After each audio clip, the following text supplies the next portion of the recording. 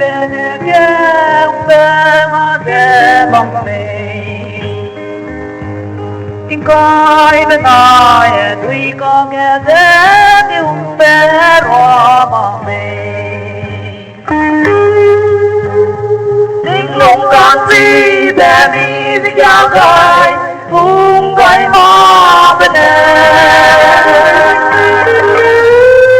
con cho bé có cái lung đầu lòng bé để con cho bé để kể đây yêu bên để con quý để lấy bé tôi nghe đúng có mi bé yêu bên để tình yêu bị bom có hệ quý bên để qua bom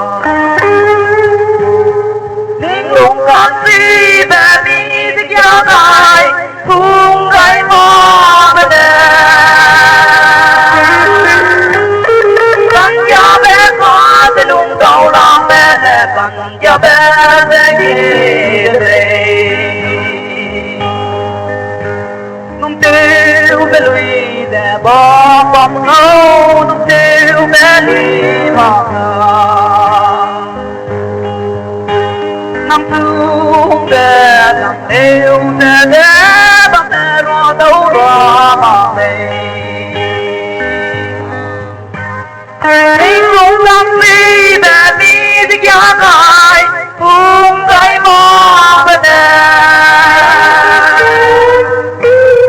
con cho bé có thì đúng đầu lòng bé nè con cho bé sẽ đi để mình kéo bé cái hung bé hay nằm đi để đi để về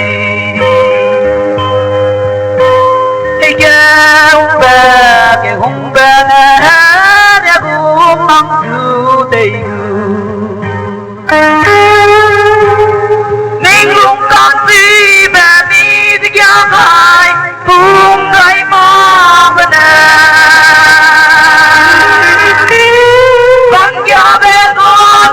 đầu lòng bé để con cho bé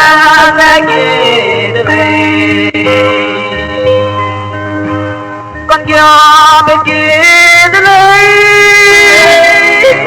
con cho bé để kể